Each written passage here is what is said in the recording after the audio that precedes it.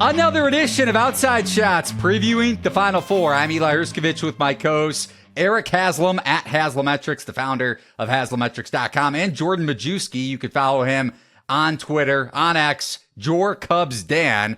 From Staring at the Floorboards is where you can find all of his analysis. Great handicapping take. So, Jordan, Eric and I have been doing this podcast for the last, this whole season pretty much, off and on. Your first time joining us. Eric and I have both known you in different ways over the last, nearly a decade. So great to finally be on with you, man. Yeah, thanks for having me on. Love your work, Eli and Eric. Before we got on recording, I was praising your work and how grateful I am that it's been free all these years, and I can't believe it's free all these years. So I'm the Drudge Report of college basketball, man. That's it. Nice. It has that 1999 look to it, but that's on purpose. That's exactly my style. No doubt about it. So as we dive into each matchup, looking at Purdue, NC State, and UConn, Alabama, you'll get all of our picks, spread, money line, total, whatever it may be. You could comment in the YouTube section with your favorite bets or leave a review on Apple, Spotify, wherever you find your favorite podcast with your bet there too. So looking at NC State, Purdue, tipping off the number 1 seed from the Midwest region, the Boilermakers, a 9-point favorite consensus line. There are some juiced NC State's 9.5, like -120 over at BetMGM and -114 at FanDuel. Recording this here on Thursday night. You could price shop over at thelines.com. And the total for this game, 146.5. There's a flat 146 over at FanDuel. Our price shopping tool is fantastic to find the best number for spread, total, player props over at the lines. But Jordan, I want to start with you because you're looking at an angle for the total in this game. Yeah, I think both teams have some fairly significant paths of offense. I think a lot depends on the personnel that gets on the court for both sides. I don't think we're going to see a lot of the straight up Burns versus Edey matchup that a lot of people want to see. I don't think Painter's going to have him, trying to defend Burns one-on-one with spin moves. And Painter shades Edey behind Trey Kaufman-Renn a lot. And I think we're actually going to see Kaufman-Renn on him. So if Burns is able to work against Kaufman-Renn, I think we'll see Painter trade some offense there and go with Gillis at the 4. At which case, then Burns can't cross-match with that, and Burns will have to guard Edey, which he can't do. And I think that opens a lot of offense up for Purdue. And also, NC State's been really good against drop coverage lately. They've tweaked a lot of things in this run, and they run a lot of dribble handoff action in the middle of the floor there. And Purdue has a tough time navigating those kind of secondary screens. And we saw Tennessee have some success with that. And NC State runs a pretty similar offense to what Tennessee is going to do in terms of their off-ball actions and screening for Horne in the middle of the floor against drop coverages. So I think there's a path to offense for both teams, especially if the right personnel gets on the floor in terms of trading Gillis for TKR. And Eric, to you next. You're looking at a prop for this game that correlates in a sense with Jordan's take on the total, just in terms of both offenses having success. Yeah, so my prop bet that I picked here is going to be Mohamed Diarra scoring over 8.5 points in this game. He scored 11 plus in 5 of his last 7. For whatever reason, the Ramadan holiday is working well for him. And that's there's a story that I was reading about that. And I don't know if there's an overlap there. Burns' availability is going to be a question. Obviously the ongoing situation with Edey is he's going to get the opposition in foul trouble time and time again. Is that going to be a problem for Burns at some point in this game?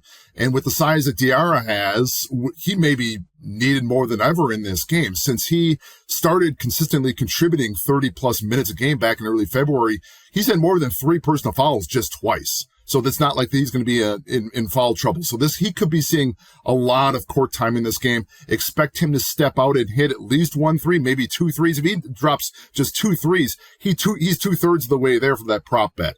So this is one of those where I look at NC State. Purdue performs worse against squads that convert well from outside the arc. NC State meets those qualifications. They're number 52 in the country in adjusted 3-point percentage.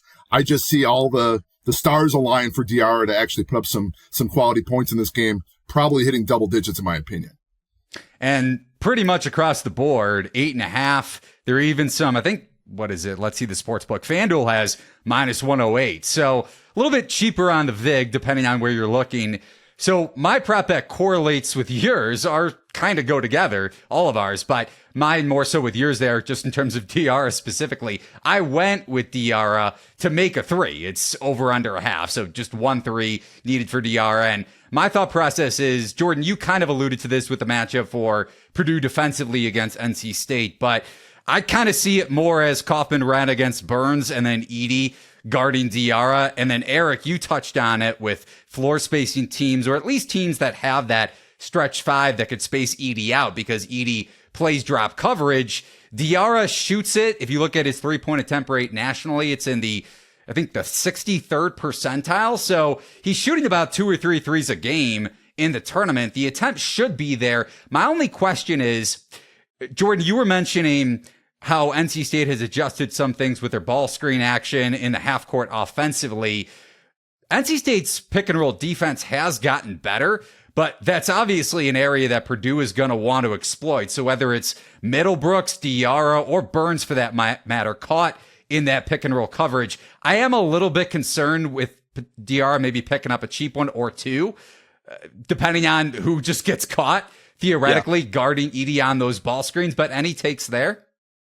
No, yeah, you're absolutely right. Like, to improve their pick and roll defense, they often turn to Middlebrooks. He's just a little bit more solid, knows where to get on the floor more than Burns.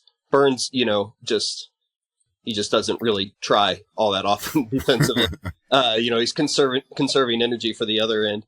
So yeah, that would be a concern. But, for the Diarra 3 and the Diarra over, they kind of, like you said, I think they're probably going to have Edey kind of cross-matched against him, and they kind of just park him in the corner a lot in their offense lately, and he's hit several of those corner threes, and because teams, that's their option to leave him, they kind of just leave him alone when he's in the corner. So he's had those wide open game after game through the ACC tournament and this tournament.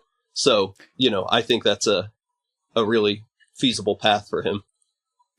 Staying on or I guess at the other end of the court with NC State's 3-point defense, one thing that we should highlight, Wolfpack are allowing just below a 24% clip from behind the arc in the tournament. Now, pick and roll defense has improved to an extent for the Wolfpack, and they generated turnovers against Marquette as a result with those ball screen actions that Marquette wants to run pick and roll. At the same time, Purdue pick and roll frequency top 65, as we both have gotten into, and the Boilermakers didn't shoot well against Tennessee. A lot of those threes, especially in the first half, you mentioned corner threes with Diarra, Gillis missing 2 wide open corner threes. Does Purdue get back on track from deep? Eric, I want to go to you here. Do you expect the Boilermakers to kind of expose NC State's fraudulent defense to an extent, even though the market rating has improved because they've inevitably improved from the ACC tournament onward? Well, the NC State's defense is not terribly fraudulent. Their defense, from an efficiency standpoint, is better than their offense. 19th in adjusted 3-point percentage. They do allow those shots to come, so they're 157th in defensive 3-point attempt rate. So Purdue will get their opportunities on paper. But when it comes to defending it, the adjusted 3-point percentage against the average Division I opponent is 30.6%, which is pretty solid from the big scheme of things. But it's just, it's going to be the question of, can they get back on track? I wish I had those answers. I'm trying to find the reasons why NC State could actually win this game. We've been doubting them the entire way. Obviously the thing that Purdue performs worse against teams that convert well from the outside. The other thing I want to bring up is the experience level for NC State. Top 7 contributors are upperclassmen, 5 seniors. Will that backcourt create problems? That backcourt of Horne and Morcell create problems for Smith and Lawyer? I don't know if that's going to be the case, but that's another thing to kind of keep in mind in this game.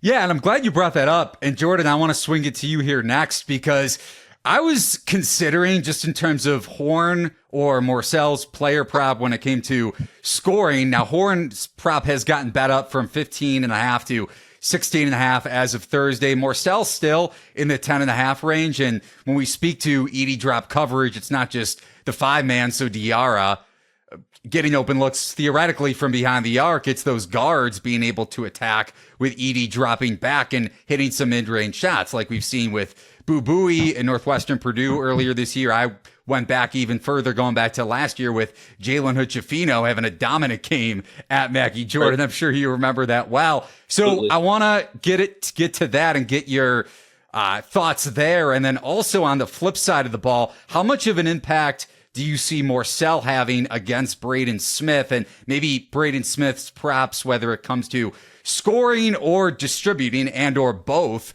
just because Morsell impacted the game a ton at the defensive end against Duke on Sunday? Yeah, sure. Yeah, so the first one, I think Horne is going to be used very similarly to the way Tennessee used Dalton Knecht.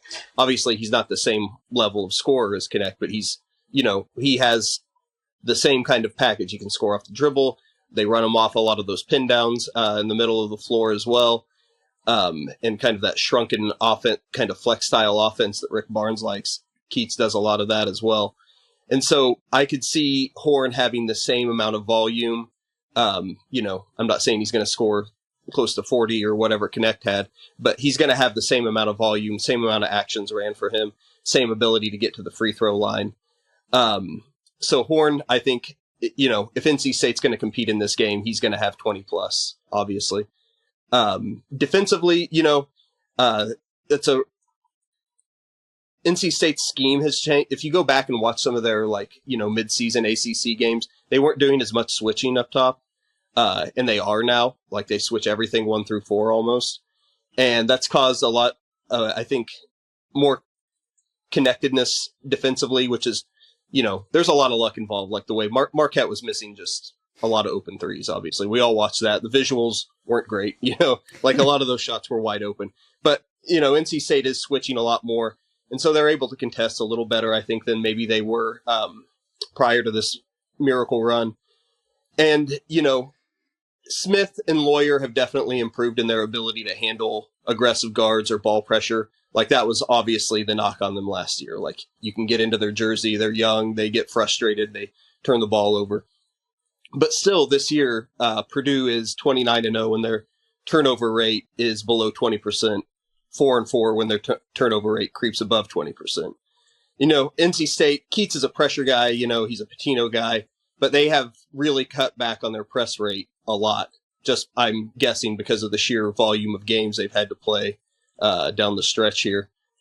But, with the time off, I wonder if there's going to be some more press packages we see where they can, get Morsell. And O'Connell especially has been just an unbelievable defender, especially switching. So I'd like, I think they could probably extend pressure a little more and really try to get into Smith and Lawyer and just disrupt the offense in general, push them around. Smith, he used to get a little frustrated with hard hedging. NC State's not going to be doing that much. They just can't. They will with Middlebrooks, but absolutely not with Burns. But Smith has totally destroyed hedge defenses lately. So I don't think that's going to be an option, but we'll see if they extend a little more pressure than they have been during this run. Yeah, and even if they don't, and even if it is just that half court, maybe, you're a dog, so going right for a couple extra steals, whatever it may be. Eric, you remember the game in the Big Ten, and so do you, Jordan, but obviously Eric being a Wisconsin fan, Big Ten tournament semifinals, Hepburn got at his grill in the half court. I don't think Wisconsin, correct me if I'm wrong, either of you guys, pressed much, if at all, in that game, but Hepburn's defense against Smith definitely got him frustrated. Yeah, Wisconsin doesn't really do the pressure like that. But to Jordan's point, a year ago, and one of the metrics that I track is potential points off of steals. As far as giving up those points, last year Purdue was 190th in the country. This year they're up to 60th. So obviously there's a little bit more experience, a little bit more confidence with the guys like Lawyer and Smith. That's going to be a problem for NC State. I don't know. The one thing I keep coming back to is the fact that these guys are still underclassmen. They're still sophomores. And I go back and I've had this discussion with a buddy of mine about the difference in bodies between a sophomore and a senior. And when you're dealing with seniors that have 2 years experience and 2 years of muscle, is that going to make any sort of difference against these guys if these guys can bully them around a little bit? That's a question that I have to ask. And that would be something that NC State probably has to take advantage of if they're hoping to win this game. I'm just trying to find any reason why NC State can win this game. But then again, I've been saying that question or trying to answer that question for the last 9 games now, or not 9 games, because that would include probably like Louisville, but going back this entire tournament, every game they're supposed to be losing. I feel the same here, but then again, they keep proving the doubters wrong. If Purdue goes 2 of 15 from 3 like they did against Tennessee, yeah. Right. maybe it happens. But Jordan, any closing thoughts to Eric or what I was discussing? No, just Eric briefly mentioned going back to that Louisville game. I remember Horne he warmed up to play, then didn't. And I remember thinking, these guys have cashed it in. They're done. Like, Horne doesn't even want to play at this point. And I was like, forget about NC State. Like, and just could not have been more wrong, obviously. That game was tied. That game was tied. Yeah. I think with under 4.5 to play. Yep. And I mean, just amazing that I even said something on Twitter this week. I'm like, what were the odds at that point that they would make the Final Four? At that very minute, what were the odds that they would make the Final Four? The O'Connell buzzer beater against the Virginia free throw, and then the O'Connell buzzer beater. But yeah, the Louisville thing is just as crazy to me too. It could have ended right there, Right. Against Louisville of all teams.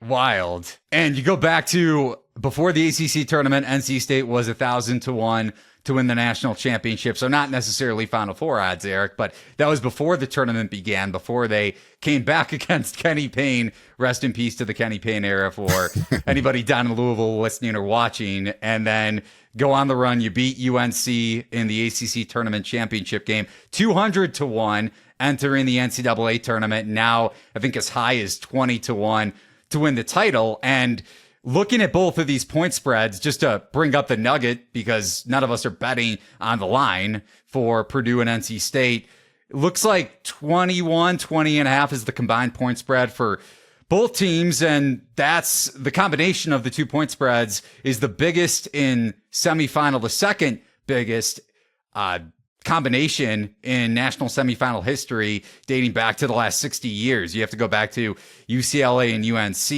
in 1972. So substantial favorites, yes. And if you're looking for us to bet the point spread, that kind of tells you why. Like, Jordan, are you on the same page with me that the implied probability with Purdue being priced into the money line the way they are, and Purdue's point spread for that matter, the market is sharp at this point in the season. We're not talking about a December game, a mid-major game that you may be even able to move the line. Right. Yeah, exactly. Yeah. I mean, you summed it up exactly with the implied odds in the money line. And like, it's just, I have no appetite to bet either side. And, I'll get a little cute with Alabama and UConn, but with Purdue and NC State, just no desire to bet either side, spread-wise. On to the nightcap in the national semifinal. We have, as Jordan mentioned, Alabama and Purdue. And by the way, if you want to get down with us on any of these bets over at BetMGM Sportsbook, you could use promo code THELINES, one word, to get $150 in bonus bets with your first $5 bet. Terms and conditions apply over at thelines.com. And you can find all of our bets from our staff members in our free Discord channel. Link is at thelines.com in the top right-hand corner. Now, UConn, an 11.5 point favorite. There is a 12 out there, but pretty much consensus 11.5. Total of 160.5. Eric, I want to go back to last night with you, and not with you in particular. You weren't trying to get on the plane with Dan Hurley and the UConn Huskies, at least to my knowledge, trying to get over to Phoenix. But what were you thinking when that was going on? Because even Dan Hurley tweeted something, that was kind of snarky. And I'm just like, I get why all the coverage is being paid attention to the Huskies in that situation. But at the same time, just stop. Yeah. First world problems. I look at this and go, come on, guys. I mean, I know this is very common that we see from our media nowadays. They're trying to make something out of nothing. They're trying to show, the outrage of, oh my God, they got Uncrustables and crackers and that's all they could eat. They made it sound like they were in a North Korean prison camp for a good month and a half. It's not that way at all. I mean, these guys are, I just talked to before about, how'd you like being Mohamed Diarra right now going through a Ramadan and he can't eat after a certain hour of the day and he has to do that time after time, for a period of like a good month or something like that.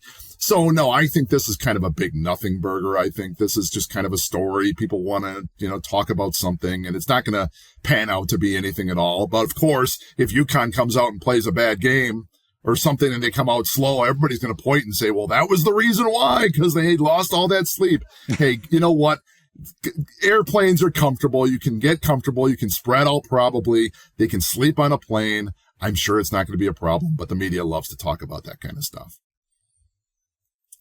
Possibly orchestrated by Dan Hurley himself anyway. Right. To, get his LaBradford Smith moment in, motivating somehow. He's been talking, man. That's all we've been hearing about the last few weeks, trying to inspire. There was, I think, a video out with Colin Cowherd saying that he even comes up with made-up quotes from the opposing coaches just to fire his team up. Like, enough with this already. Did you have any other takes from the whole Axe hoopla last night? No. I totally agree with Eric that it's just, something to talk about when there's nothing to talk about. Leading in the, few media, you've got all the media converging there at the same time, they have to talk about something. So. Right. That's right. It. It's from national media. We as batters aren't. Well, and it's actually a good segue because it was not meant to be where, okay, there's a playing issue now, at least I don't think, where the spread dipped from 12 to 11.5 at some books. That was more so coincidental to my eyes last night and from my vantage point where the line dipped a half point in UConn, Alabama. But there were some takes that were saying, okay, well, is UConn going to be potentially sleep deprived? And now they, after playing in Boston and on the East Coast for a couple straight weekends, now they have to deal with the time shift and maybe there's a little bit of jet lag, but I don't factor that into any of my handicapping, and I don't think either of you guys do. So Jordan, you tease this with the spread here at 11.5 consensus and a potential money line bet that kind of juxtapose one another, but two very likely outcomes that if one happens, if UConn dominates, X happens. If Alabama competes, X very well could happen better than what the implied probability shows. So dive into your two bets here. Yeah. So, we've got a pretty good frame of reference game for this when Alabama played Purdue in Toronto, against the drop coverage with a big, massive center parked in the paint, patrolling it. And they shot, I think it was 46 threes, hit 19, had a decent second half lead against Purdue. So, I think Oates, he's even referenced it. He's not going to, kind of a slight dig at Underwood, I guess. He's not going to drive straight into Klingon. He's like, that would be stupid, right? And so he's, I think going to go scorched earth here and just chuck up 53s. We might see Nelson at the 5, Stevenson at the 5, and just go completely 5 out. And, maybe Stevenson gets lucky again and hits 5 corner threes or whatever he did against Clemson. And, so in that scenario, I think Alabama certainly competes if they're winning a math equation, punting the rim defense, which they already stink at. So why not? And let UConn score at the rim. And then you take 53s. Hopefully you hit 20 of them or something wild and you compete in the game this way. So I took, Alabama money line for pennies. And then, UConn, I took an alternate line, higher line, because then if those shots are missing, if they're shooting like, if their 5-out offense is shooting like Hawkins and Guerrier did in the Elite Eight, then all of a sudden UConn's pasting a triple kill shot on you. And, the game's 25, 30 points within a matter of minutes. So I took that as well. So kind of both ends of the spectrum for me on that one. And Eric, I know you don't have any bets per se on this game or looking to potentially wager anything over the next couple of days, but how do you see things analytically? Well, it's kind of interesting. You talked about the combined spread of these two games, of the UConn game and the Purdue game. Both teams, the raw numbers for me, have the favorites by 10.2 points, almost exactly. I think it's like 1/100th of a point off of the difference. But that differs from Vegas because Purdue's favored by 9, UConn by 11.5. And if you look at that, the reason why, it's largely because if you look at the UConn game, they actually have performed well away from home. Not to say that Alabama hasn't, but Alabama bolstered their numbers throughout the season because of their home record, because of their performances at home. Now that they're away from home, that works against them. That kind of balloons that spread. On top of that, the momentum rating goes in favor of UConn, largely because of the performance of Alabama coming into the tournament. If you go to the flip side of the, just kind of touching back on that Purdue game that we were talking about, the away from home rating works in favor of NC State. Again, Purdue wasn't necessarily bad at home, away from home. It's just that they were so good at home that it balloons their numbers a little bit more. So it made sense to me to see the spread go one way for one game and go the other way for the other one. Now, in this situation, coming back to the Alabama UConn game, I am trying to find any which way why I would not just bet on UConn to cover the spread, because the biggest X factor here, just looking at the curious trends at my site, the biggest difference maker when it comes to Alabama playing above or below their season norm is the team's success in the paint offensively and defensively. And you're looking at this and you say, well, take a look at the performance of UConn this year. 4th in the country in adjusted near proximity percentage. That's on offense. Defensively, number 1 in defensive near proximity percentage. On paper, Alabama should be nowhere near in this game. You see that it's a very polarizing metric, and you can look at those two metrics specifically and say, how does Alabama do against the good teams and how do they do against the bad teams? And it's for both of those metrics come right to the top of the list and saying these are the key factors that are going to cost Alabama in this game. So I look at this and we talked about what does Nate Oates try here? Jordan, you touched on it. Do they try to draw fouls? Illinois was fairly elite at getting to the foul line and a high free throw attempt rate. How did that work for them? Not too good. So are they going to try that kind of thing? Are they going to try to turn this into a track meet? What is the fastest team that UConn has faced, pace-wise this year? Maybe Xavier? I have them at 27th in the country. All of a sudden, you're playing Alabama, who for me is 9th in the country in pace.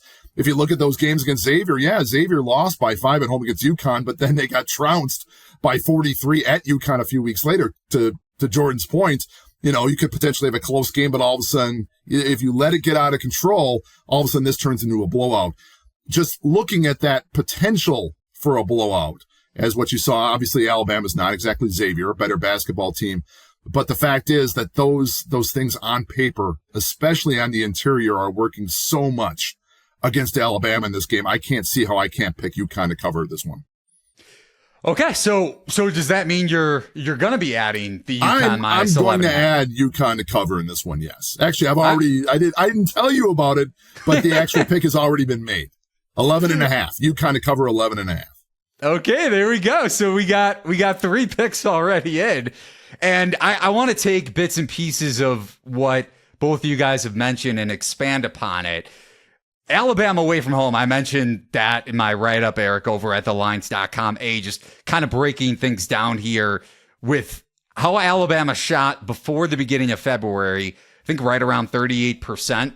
And between early February to mid-March, so before the NCAA tournament began, shooting right around 33%. And then now into the tournament, 4 games in, 40%. So that bleeds in perfectly to Jordan. And anybody could look at Alabama. You would think average college basketball bettor could look at Alabama and say, okay, high variance 3-point shooting team. But if they're on like they were at the beginning of the season and throughout this tournament, maybe we dig into the shooting backdrop as another potential variable here that could impact Mark Sears and the Crimson Tide shooting. But let's just say theoretically that they're on, then this game should be competitive. Your money line ticket may very well be live. But if they're off, we could see this game go south, and you guys will both probably cover, and especially you, Jordan, with your alternate spread getting pretty good plus money, I would think, on that. Now, an injury to keep in mind for Alabama, it seems like Latrell Wrightsell is going to be back We don't know to what extent, but almost a full 2 weeks from suffering his second concussion against Grand Canyon.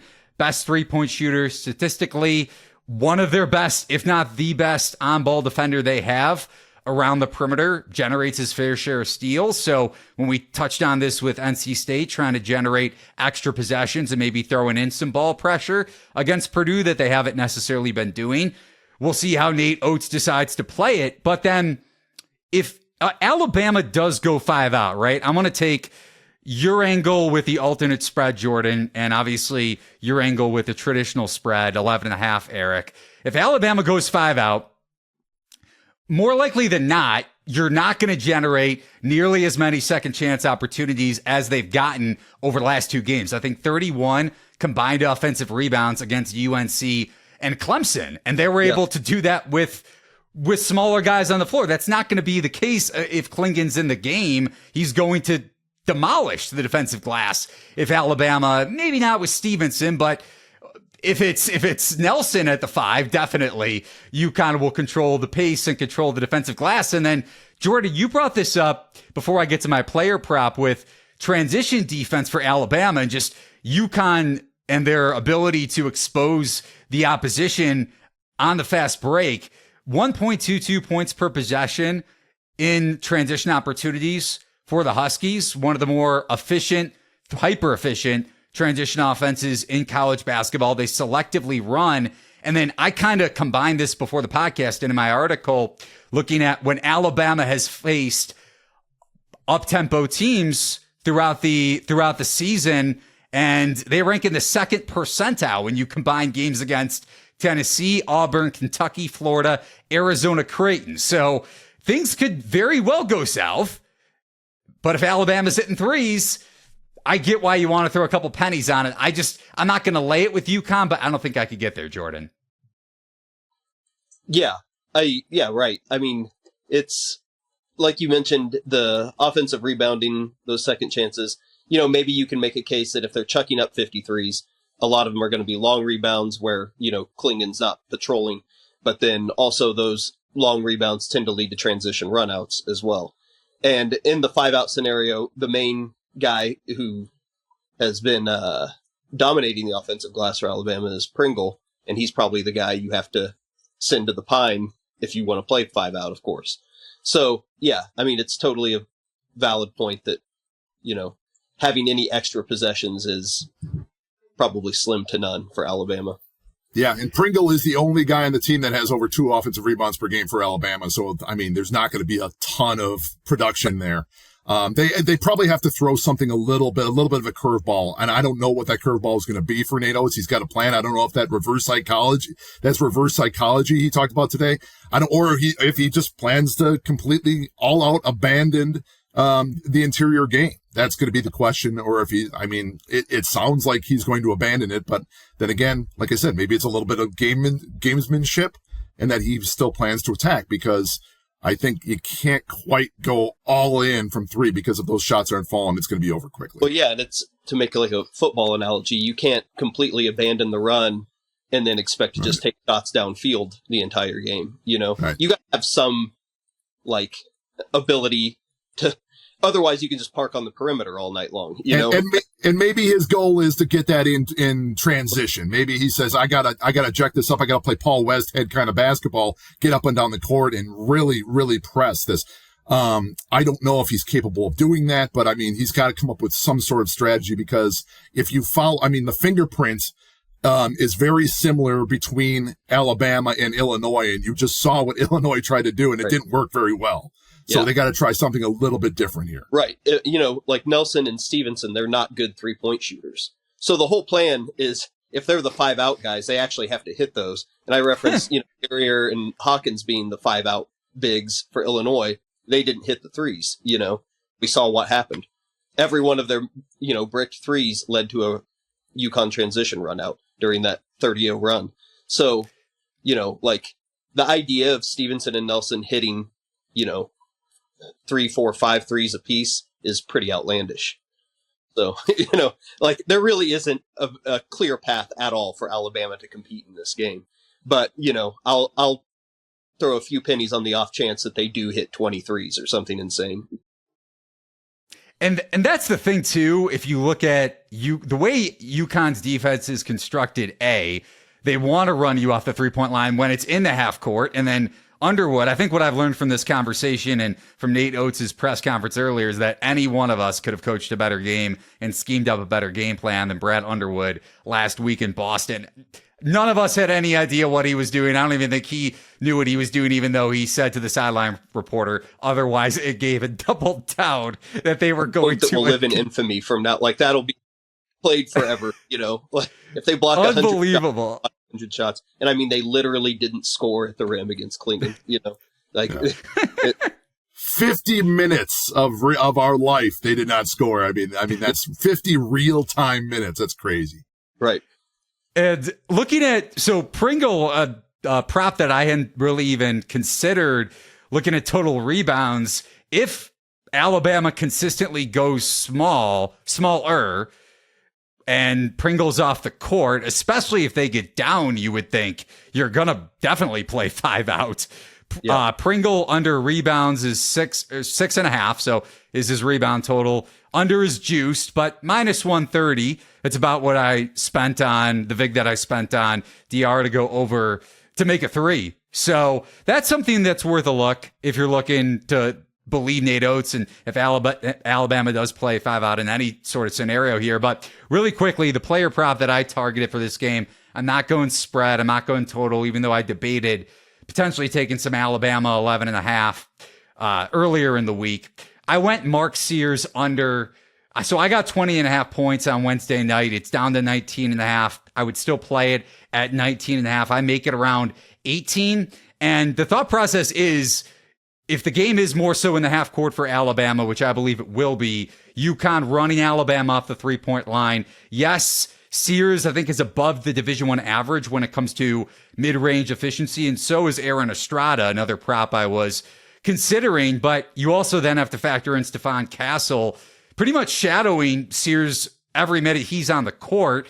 We saw Shannon struggle. Some of those struggles were when Illinois was trying to attack the rim against Klingon, but Sears attacking the basket in pick and roll and trying to get to the rim isn't going to work against Klingon either. So unless Alabama is really able to convert on some of those transition opportunities, even off of UConn makes, which we saw them do against Clemson in the second half last week, which really flipped the game when Clemson got back within a possession or two over the final 10, 15 minutes, I expect Castle to hold Sears to 18 points or less. So that's kind of my logic with my prop bet. Castle, one of the best on-ball defenders in college basketball, not a pro-ready offensive prospect in terms of his half-court efficiency, shooting mid-range and above the arc, but really, really good defender, and 6'1", 6'6" frame going up against your 6'1" point guard that hasn't really played this type of physicality.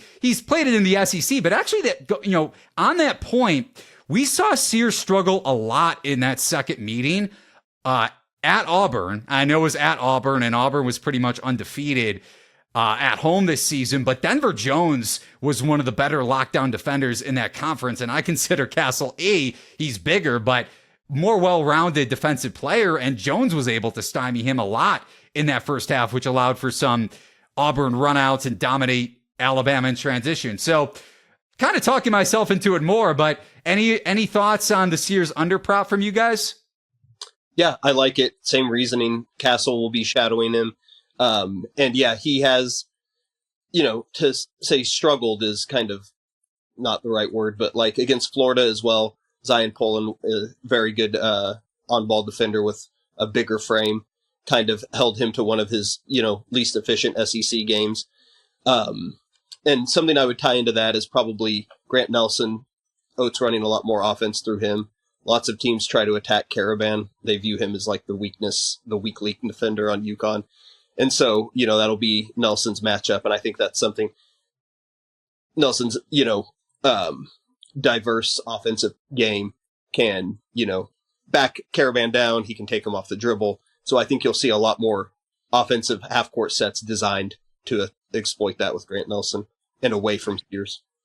Yeah, and it's pick your poison. with UConn. I mean, they held of their last 8 opponents, they held 7 of them to 33% or less from 3-point range. But if you go inside the 3-point line, the best shooting team was San Diego State, shot 44% from 2.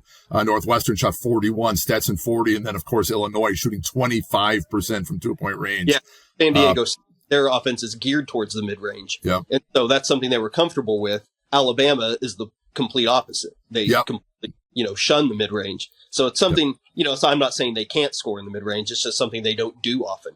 So, it kind of makes sense that San Diego State had the most quote unquote success in that realm, in terms of scoring inside the arc, because that's where they pedal the mid range, and Alabama doesn't.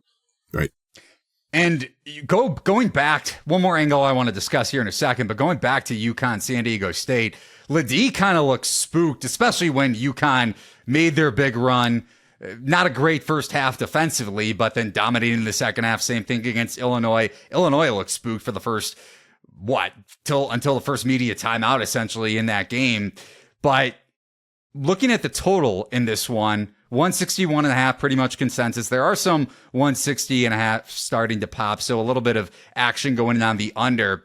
One variable we haven't touched on in either game is how one or some or all of these teams could be affected by the shooting backdrop that we see from time to time in the NCAA tournament. And if the game is in blowout fashion in UConn's direction, like you guys are betting, or at least Jordan, you're mostly betting on UConn to blow out Alabama. We saw it last year with Miami UConn, a 3-point oriented Hurricanes team. Granted, Alabama has seen the UConn in a sense going back to last season, but different personnel.